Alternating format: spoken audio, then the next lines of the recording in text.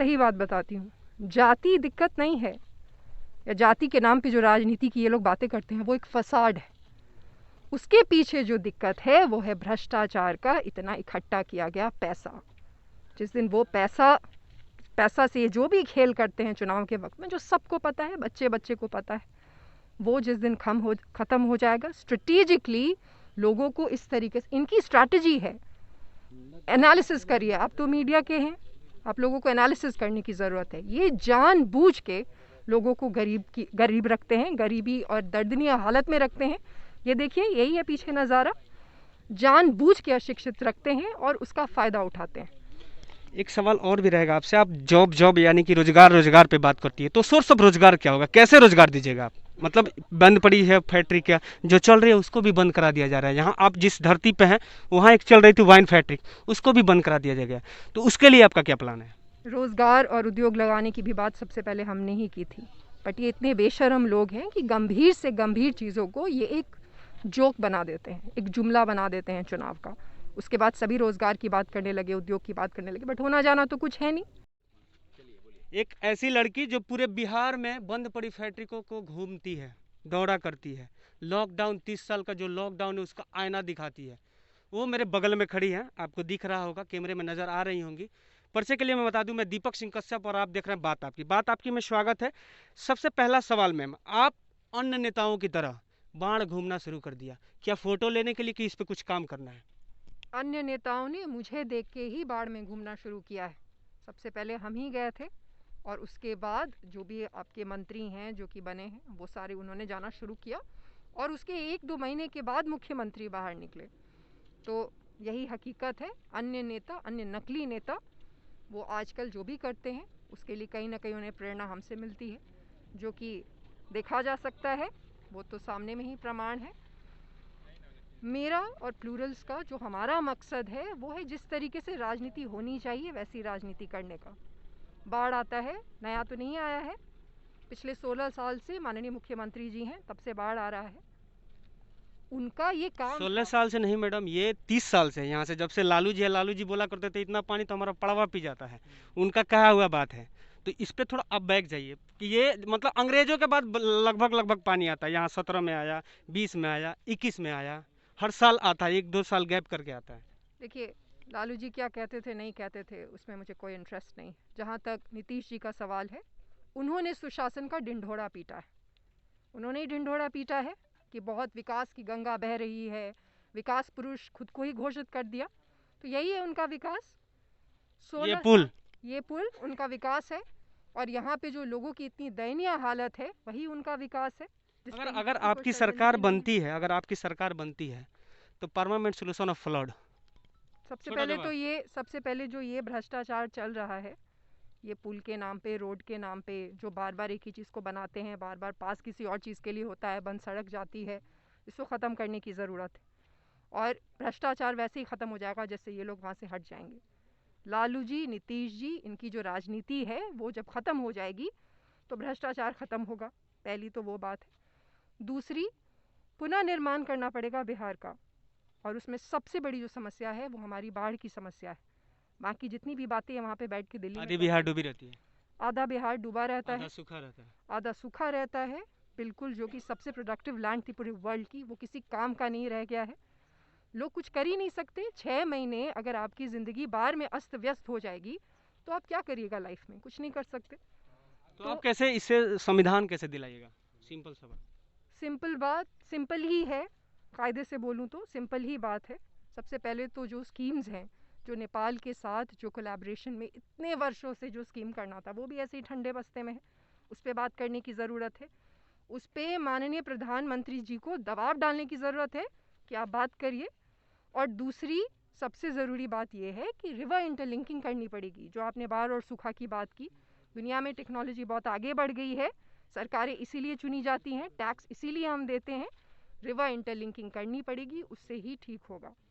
एक समस्या आता है, आपने चुनाव लड़ा और बिहार में केवल बिहार और यूपी में जात पात के नाम पे वोट दिया जाता है, तो इस चीज़ को आप कैसे दूर करेंगे? हालांकि आपका जो मैनिफेस्टो था उसमें आपने लिखा था, इस चीज़ को अलग किया था, सबसे अलग किया था, जैसे आपने पेशा में अलग अलग चीज़ें डाली थी, तो ऐसे आप इससे कैसे निकल पाइएगा?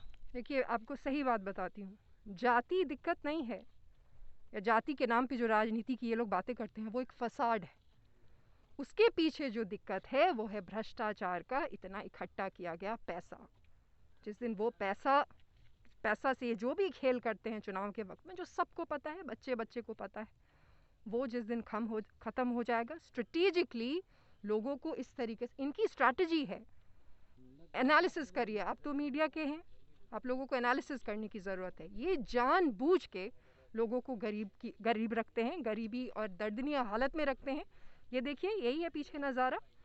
जानबूझ के अशिक्षित रखते हैं और उसका फ़ायदा उठाते हैं। एक सवाल और भी रहेगा आपसे, आप जॉब यानी कि रोजगार पे बात करती है, तो सोर्स ऑफ रोजगार क्या होगा, कैसे रोजगार दीजिएगा आप? मतलब बंद पड़ी है फैक्ट्री, क्या जो चल रही है उसको भी बंद करा दिया जा रहा है। यहाँ आप जिस धरती पे हैं वहाँ एक चल रही थी वाइन फैक्ट्री, उसको भी बंद करा दिया जाएगा, तो उसके लिए आपका क्या प्लान है? रोज़गार और उद्योग लगाने की भी बात सबसे पहले हमने ही की थी, बट ये इतने बेशर्म लोग हैं कि गंभीर से गंभीर चीज़ों को ये एक जोक बना देते हैं, एक जुमला बना देते हैं चुनाव का। उसके बाद सभी रोज़गार की बात करने लगे, उद्योग की बात करने लगे, बट होना जाना तो कुछ है नहीं। उद्योग लगाने पड़ेंगे, बहुत ज़बरदस्त इंडस्ट्रियलाइजेशन करना पड़ेगा, नहीं तो कोई भविष्य नहीं है बिहार का। यहाँ कैसे लगाइएगा? यहाँ के जो पब्लिक, यहाँ के जो बड़े बड़े लोग हैं, नाम लेना नहीं चाहूँगा, बड़े बड़े लीडर्स हैं, वो डोनेशन मांगते हैं। ये पुल बनवाइएगा ना, तो वो जो ठेकेदार हो गए उनसे डोनेशन मांगते हैं। तो ये मैंने पहले भी कहा है और फिर से कहूँगी कि इनको, ये नकली नेताओं को, ये भ्रष्ट नेताओं को, जो गुंडे नेता हैं, बहुत ही साफ तरीके से कहूँ तो इनको हटाना पड़ेगा, तभी कोई इंडस्ट्रियलिस्ट यहाँ पे उद्योग लगाने आएगा, नहीं तो नहीं आएगा। और ये तब तक नहीं हटेंगे जब तक हम लोग सब लोग मिल के और ज़ोर लगा के इनको धकेल के नहीं हटा दे। सबको मिलना पड़ेगा, बिहार के सभी बिहारी को साथ में आना पड़ेगा। और इनकी हमें बेवकूफ़ बनाने वाली जो राजनीति है वो तो हम सब समझते हैं, ऐसा नहीं है कि कोई नहीं समझता, बट सबको मिलना पड़ेगा, इनको हटाना पड़ेगा, ताकि इंडस्ट्रियलिस्ट्स के साथ दबंगई नहीं हो, तभी आएगा यहाँ पे कोई, नहीं तो कोई नहीं आएगा। अब बाढ़ में घूमती है, तो बाढ़ में घूमने के बाद क्या इनका समस्या आप कैसे दूर कर पाइएगा? क्योंकि आप तो ये सरकार में है नहीं, विपक्ष में भी नहीं है, आप जनसलाह भी नहीं करते हैं, तो वो सिंपल उपाय जिससे ये सोल्यूशन हो, लोगों को कुछ राहत मिले। देखिए, हम पहले दिन से, जब से राजनीति में आए हैं 8 मार्च से, तब से लेके आज तक हमने जो भी किया है वो एक सबके लिए एक ट्रेंड जैसा सेट हो गया, क्योंकि उसके बाद हमने देखा है कि सब दौड़ के वही करने लगे।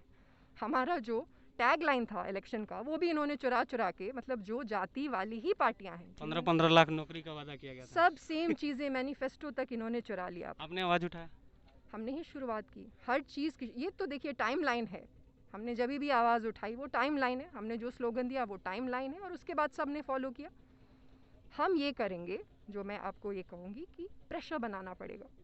जब आप सरकार में नहीं होते, जब आप सदन में नहीं होते, जो दुर्भाग्यवश हम नहीं हैं कि हम अभी यहाँ आए, ये और प्रेशर बनाएगा कौन? हम बनाएंगे। आपके प्रेशर बनाने हम से ही बनाते हैं। हो जाएगा? बिल्कुल हो रहा है, कई ऐसी ये चीज़ें। घमंड है या विश्वास? ये ना ही घमंड है, घमंड तो ये बिल्कुल ही नहीं है। भारत के नागरिक हैं, प्रेशर बनाना हमारा अधिकार है। ये जो निकम्मे लोग हैं, इन पे प्रेशर बनाना अधिकार है, हर नागरिक को ये अधिकार है। हम बहुत ज़ोरों से बनाते हैं, हमारे बहुत समर्थक हैं। जब ज़्यादा समर्थक होते हैं, जब ज़्यादा ज़ोर से प्रेशर बनता है, तो ये करते हैं। और पिछले कई दिनों में ऐसी बहुत सारी चीज़ें हैं जो इन्होंने की हैं, तो यही प्रेशर बनाएंगे। अंतिम सवाल रहेगा, महंगाई जोरों पे है और लोगों का आमदनी बंद है, क्या आपको लगता है कि महंगाई है? बहुत बुरा वक्त आने वाला है। इकोनॉमी की बात करिए, जुमलेबाजी से तो नहीं चलेगा देश। बहुत बुरा वक्त आने वाला है, बहुत गलत जगह पे हम अभी खड़े हैं, बहुत ही ख़राब दिन आने वाले हैं, यही सच्चाई है। इकोनॉमी की इतनी हालत ख़राब है जितनी की सोची नहीं जा सकती। और ये लॉकडाउन में ना ही इन्होंने किसी भी तरीके की अपॉर्चुनिटीज़ दी, ना ही इन्होंने उससे निपटने का कोई भी तरीका निकाला। बैठ के सब बस चुनाव कराने में बिजी रहे हैं। ट्वीट करने में। बहुत ख़राब दिन आने वाले हैं। मैं बस यही चाहती हूँ कि हम लोग मजबूती से और तैयार रहें उसको फेस करने के लिए। एक सवाल मैम और रहेगा, मैंने अंतिम बोल दिया, उसके लिए क्षमा चाहता हूँ। एक सवाल और रहेगा, खेल के बारे में क्या? क्योंकि जो युवा है बिहार का, खेल बहुत पीछे जा रहा है, और ये माननीय नीतीश कुमार जी, सबसे पहला उनका फेसबुक पे ट्वीट आएगा, फेसबुक पे पोस्ट आएगा या ट्विटर पे ट्वीट आएगा कि ये गोल्ड मेडल लेकर आया, नीरज चोपड़ा गोल्ड मेडल आएगा, उनका सबसे पहला ट्वीट होता है। तो उसको, खेल को बढ़ावा देने के लिए कौन सी कदम उठानी चाहिए सरकार को, या अगर आपकी सरकार आती है तो? हम किस चीज़ में आगे हैं? हम हर चीज़ में पीछे हैं। आंकड़े उठा के देखिए, हम हर चीज़ में पीछे हैं। पॉलिटिक्स है, खेल में भी सब में पीछे हैं। बिहार पूरे देश में सबसे पीछे है। और ये लोग इसको बहुत हल्के से लेते हैं क्योंकि आदत हो गई है लोगों की। मेरे जैसे, आपके जैसे कुछ लोग हैं जिनको शायद आदत नहीं हुई है। युवा, खेल, पढ़ाई लिखाई, स्वास्थ्य, बाढ़, ये जितनी समस्या है सब इंटरलिंक्ड हैं, सब एक दूसरे से जुड़ी हैं और सब का जड़ बस एक ही है। हमारे यहाँ कहते हैं ना, नदियों को नाम दे दिया गया है शोक का। पूरे वर्ल्ड में जहाँ जहाँ नदी होती हैं, वो जो सिटीज़ होती हैं वो सबसे ज़्यादा प्रॉस्परस होती हैं, चाहे वो लंदन हो, चाहे वो पेरिस हो। हमारे यहाँ भी नदियाँ हैं, हमारे यहाँ नदियों को शोक कहते हैं।